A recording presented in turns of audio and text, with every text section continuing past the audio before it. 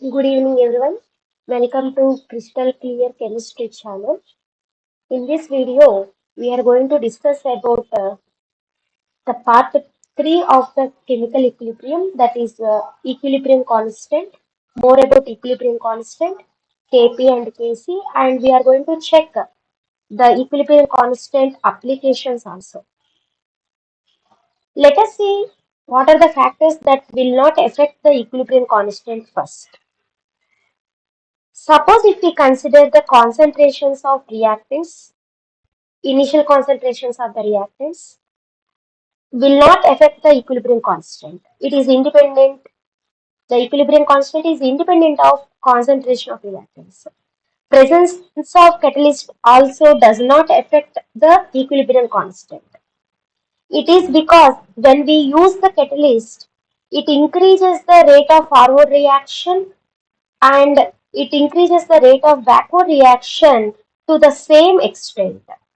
Hence, there is no change in the equilibrium constant when we use a catalyst. And if we consider the direction from which the equilibrium has been attained, either from forward direction or from backward direction, we know that equilibrium can be established. From either the side, the equilibrium is established for a particular reaction, the equilibrium constant remains same. And the presence of inert materials also does not affect any equilibrium constant value. Now, let us see what are the factors that depend on influence the equilibrium constant. Suppose if we consider the Kp and Kc, the equilibrium constant values are different because instead of concentrations terms, if we use partial pressure terms, definitely the equilibrium constant value differs. That is the reason why we are writing the first factor as use of partial pressure instead of concentration. It depends upon the mode of representation of the reaction. Mode of representation of reaction in the sense whether the reaction is taking place in the solid state or gaseous state, or we represent in the balanced equation or the multiple of the balanced equation. That means stoichiometry of the reaction. On the stoichiometry of the reaction, the equilibrium constant depends. And the most important factor that influences the equilibrium constant is nothing but the temperature. In fact, the equilibrium does not uh, depend upon the initial concentration, equilibrium constant especially, though it does not depend upon the initial concentrations and all. It depends more on the thermodynamics of the reactions. Thermodynamics in the sense, it depends more on the Gibbs free energy of the reaction. It depends more on the temperature and all. That we are going to check how it depends and all. Okay. Now, let's get into the next topic, that is the application of equilibrium constant. Before going to check those applications, let's discuss a particular case in detail. Then automatically you will understand all the applications very easily. Let's consider this equation. A plus B gives rise to C. Initially, let us consider 10 moles of A and 10 moles of B. At time t is equal to 0, 10 moles A and 10 moles B we have taken in a reaction vessel, in a closed vessel. Initially, as there are no products, we can say there are 0 moles. After some x seconds, let us suppose that 0.5 moles of A and 0.5 moles of B consumed and produces zero point 0.5 moles of C. So, after x seconds, the concentrations of A, B, C are nothing but 9.5, 9.5 and 0.5. And let's consider V, the volume of the vessel, as 1 liter. Hence, we are not taking that volume value here. Directly, we are expressing in terms of moles here. Now, after few seconds, let us say after y seconds, among the 9.5 moles, 2.5 moles are consumed or 3.5 moles are consumed, and let us suppose that there are 6 moles of A and 6 moles of B are remained in the reaction vessel, and there are for the number of moles of C that are formed in the reaction vessel are nothing but 4. At this particular stage, let us suppose that the rate of forward reaction is equal to the rate of backward reaction. That means the system attains the equilibrium. In that case, what is the Kc value? Kc is nothing but C divided by A into B, that is nothing but 4 by 6 into 6, where you get 1 by 9 as the answer for Kc. Okay. Now, there is a term called reaction quotient, which is called Qc, which is the similar expression, the same expression as that of the equilibrium constant, nothing but C divided by A into B. And this ratio, if we take at any instant of time, not only at equilibrium, at any instant of reaction, if we consider this particular ratio, this is called reaction quotient. For example, at x seconds, if I calculate the reaction quotient here, it is nothing but 0.5 divided by 9.5 into 9.5. And after attaining the equilibrium, if it is disturbed by any of the factors like temperature, pressure or concentrations, let us suppose that at z seconds, the concentration of A, B and C are 1, 1, 9. Then in this case, what is the Qc value? Qc is nothing but 9 divided by 1 into 1, that is nothing but 9. And if we consider this case, this is nothing but 5 divided by 95 into 9.5. Let us suppose that this is the first case, this is the second case, and this is the third case. In the first case, Qc is no doubt less than Kc. And in the second case, Qc is equal to Kc. That means equilibrium is established. This is the equilibrium state.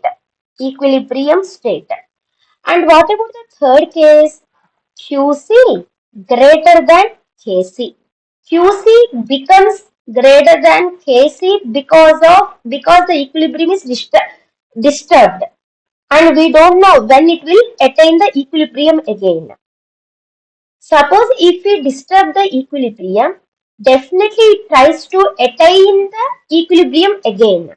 That means if we consider the Qc less than Kc, that means we are at the initial stages itself. Still, more forward reaction should take place to establish the equilibrium, right? So if Qc less than Kc, we can predict the direction of reaction as the forward direction.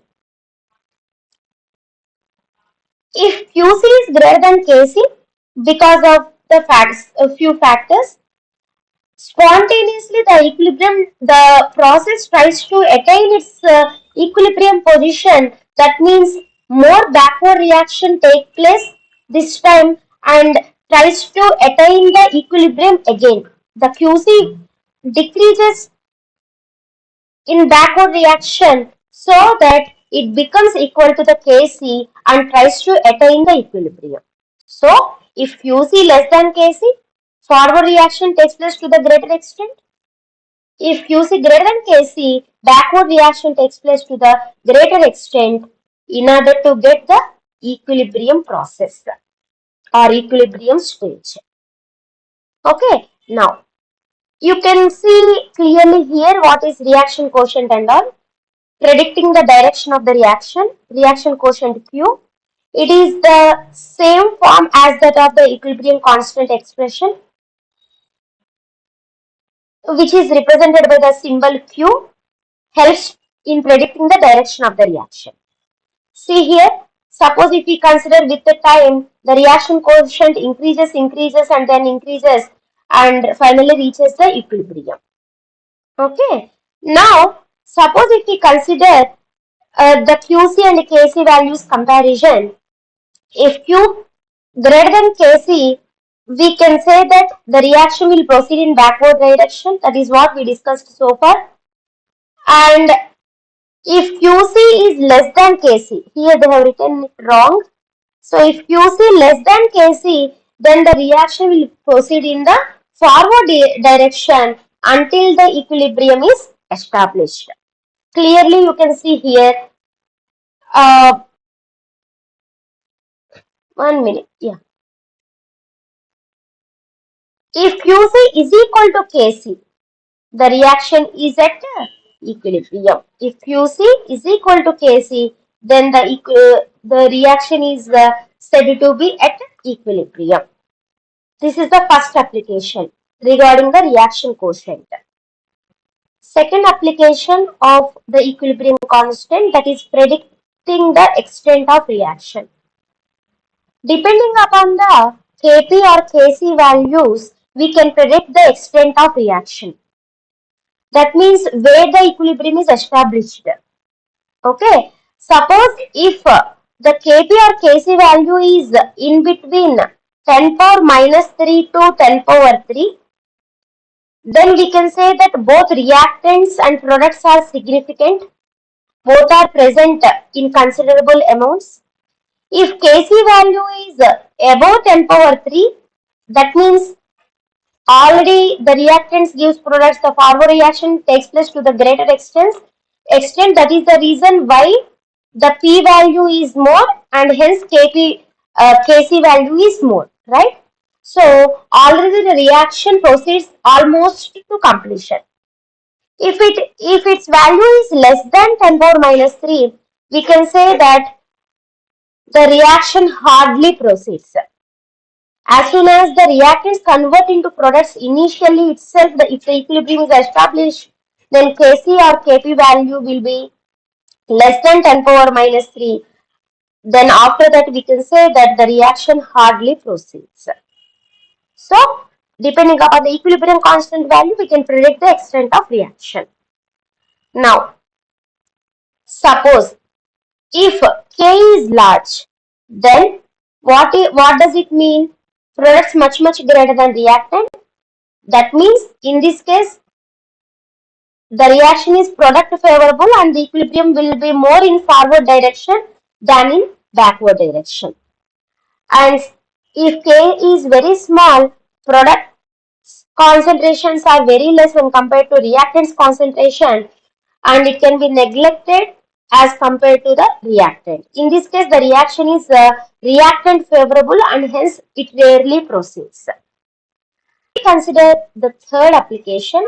Delta G is equal to delta G naught plus 2.303 RT log K equilibrium. At equilibrium, as delta G is equal to 0, the Gibbs free energy change under standard conditions will be equal to minus 2.303 RT log K equilibrium. It is just showing the relation between equilibrium constant. This expression just showing that relation between equilibrium constant and Gibbs free energy change. Okay, all these three are the applications of equilibrium constant, and we came to know that equilibrium constant depends only on the temperature and the mode of representation as well as the stoichiometry of reactions. Okay, that's all for today in the part 3. Thanks for watching the video.